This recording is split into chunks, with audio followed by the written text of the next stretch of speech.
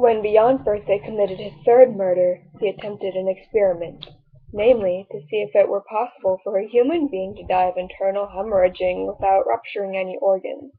Specifically, he drugged his victims so they fell unconscious, tied them up, and proceeded to beat their left arm thoroughly, being careful not to break the skin.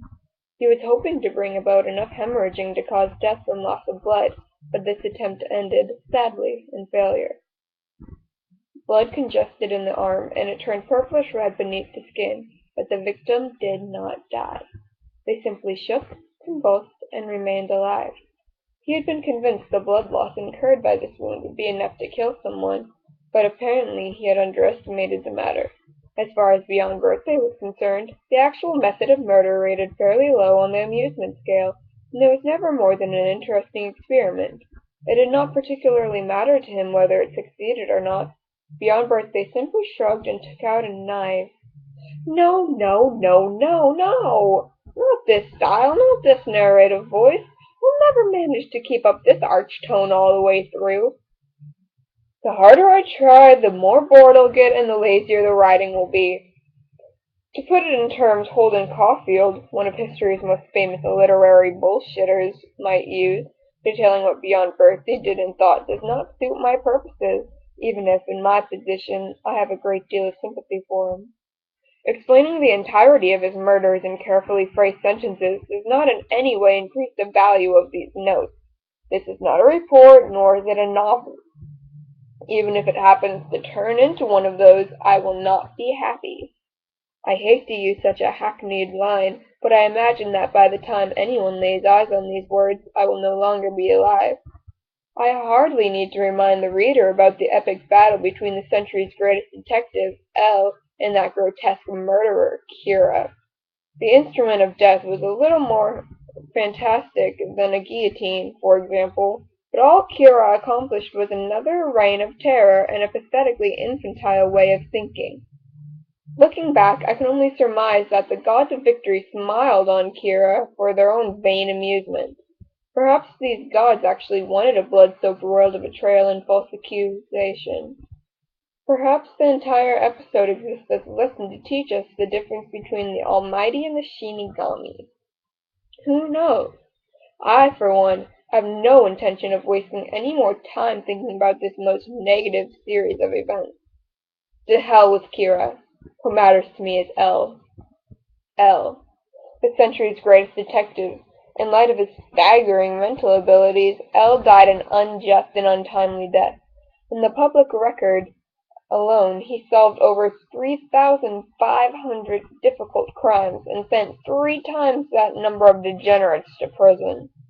He wielded incredible power, was able to mobilize every investigation bureau in the entire world, and was applauded generously for his efforts. And during it all, he never showed his face. I want to record his words as accurately as possible, and I want to leave them for someone to find, as someone who was given the chance to follow in his footsteps. Well, I may not have been able to succeed him, but I want to leave this behind. So what you're reading now are my notes about L. It's a dying message, not from me, and not directed at the world. The person who will most likely read this first will probably be that big-headed twit near. But if that's the case, I will not tell him to shred or burn these pages. If it causes him pain to discover that I knew things about L that he did not, then that's fine. There's also a chance that Kira might read this, and I hope he does. If these notes tell the murderer, who only got by with the help of a supernatural killing notebook and an idiot of a Shinigami, that he was, under any other circumstances, not even worth the dirt beneath L's shoes, then they have served their purpose. I am one of the few people who ever met L as L. When and how I met him, this is the single most valuable memory I have. And I will not write it here, but on that occasion L related to me 3 stories of his exploits, and the episode involving Beyond Birthday was one of these. If I drop the pretense and simply refer to it as the Los Angeles BB murder cases, then I imagine many of you will have heard of them. Obviously, it never came to light that L, and more importantly, Whammy's house, which raised me until I was 15, was deeply connected to the matter, but in fact they were. L, on principle, never got involved in the case unless there were more than 10 victims or $1 million at stake, and this is the reason why he belatedly but aggressively involved himself in this little case, which only ever had 3 or 4 victims.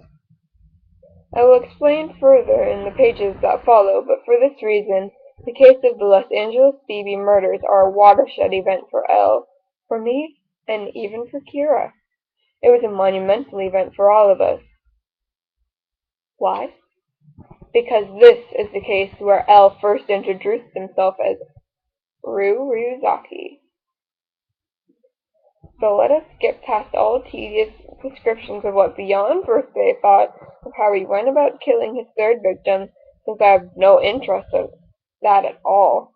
And while we're at it, let's skip the second and first victims, make no effort to look back at the earlier murders, and adjust the clock's hands to the morning of the day after the glittering moment when the century's greatest detective, L, first began to investigate the case. Oh, I almost forgot.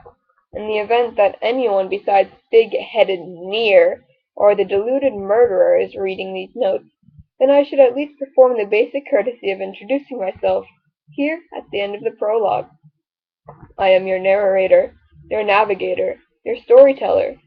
For anyone else but those two, my identity may be of no interest, but I am the old world's runner-up, the best dresser that died like a dog, Mihail Keel.